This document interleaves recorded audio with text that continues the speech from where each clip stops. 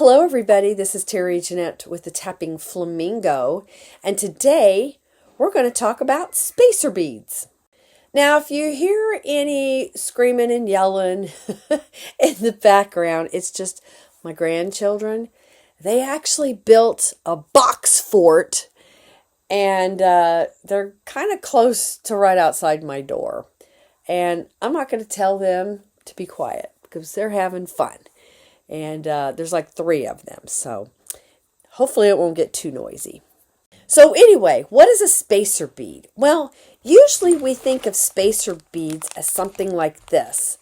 Metal beads, usually flat, like maybe a daisy bead. They call them daisy spacers, in fact. Or something like this. See how this is flat? And it's used to separate beads, to space them out. Sometimes we may use little crystals. Those can be also considered spacer beads. Sometimes these spacer beads, here's some more metal beads here, they could be actually the size of the beads that you're using. Usually when you use spacer beads, they're smaller than the focal beads that you're actually using. Now, I do like to use these really tiny seed beads as spacer beads.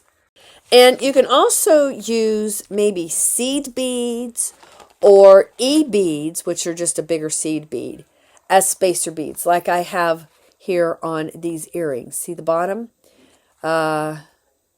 And these actually also have a daisy spacer here. Several daisy spacers. We have one here and here and here and at the bottom. Now, spacer beads can also protect a bead. For instance, sometimes when I am making jewelry, making earrings, I will put a spacer bead at the top and the bottom. It evens it out a little bit, but it also, when I go to make the loop, especially if I'm making a messy loop or a neat wrapped loop, I don't want to risk getting on top of the crystal or the bead that I have at the top and cracking it. So it can act as a barrier to protect beads. Also, another example is if maybe you're making a pearl necklace and you don't want those pearls to rub against each other and maybe scratch themselves up, you could use a spacer bead.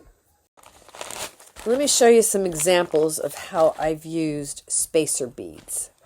And sometimes I've just used beads themselves, not the metal beads, but like here. We'll start here. These 2 examples of these bracelets. I have blue crystals, I have some pink glass beads, and then some metal beads. Those little metal beads are a little bit bigger than the glass pink beads I have here. And that acts as a spacer. In fact, this whole section acts as a spacer in this whole bracelet. It breaks it up. It would not, like if these were all blue, it would look okay. But just to step it up just a little bit, spacer beads will help. Here we have mostly pink glass beads, but I use the blue crystals and those metal melon beads as spacer beads to kind of break up the coloring a little bit and to give it more interest. Now, funny thing is, as I was working on this video, I had a follower reach out to me and ask this question. In general, what size should spacers be for 6mm, 8mm, and 10mm beads? That's actually a really good question. And honestly, it just depends on what you're making and the size of what you're making. For example, let's go back to these. I have these small, I think they're 4mm beads, and I'm using a 4mm spacer bead as a spacer bead and also a 6mm as a spacer bead. You would think that you would use smaller spacer beads in an item. For instance, let's go to this. I have these e-beads that I'm using as spacer beads, and also these little crystals as spacer beads, kind of to highlight these freshwater pearls, and also to highlight these, which some people may consider those spacer beads. For this piece, this is actually a focal, and the smaller spacer beads are bringing out the focal more and the coloring. If I was to just leave these out and they were all these mustard color, it would not be as interesting to look at. Now, this particular Celtic-inspired necklace that I made, I had this Celtic knot pendant that I bought at a Celtic festival locally here. We have one every year. And I came home and put it on these beads. And we have a variety of adventuring, just some glass crystals on here. And I don't really have any spacer beads per se, but each bead is kind of acting as a spacer, in my opinion, because I did them different sizes, okay? And that gives it a lot of texture, which, you know, spacer beads give it texture. And it's almost like the beads are acting as spacer beads to the other beads, if that even makes any sense. So basically the answer to that question is it just depends on what you like. You could use bigger spacer beads for littler beads.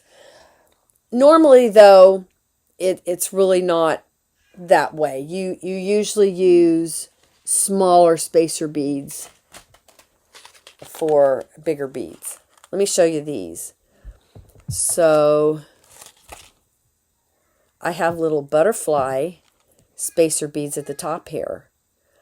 But this becomes a focal bead when I used another smaller spacer bead underneath it. And then I took a bead cap, which can add as spacer beads, and flipped it upside down to highlight this block bead we have here, this block crystal bead.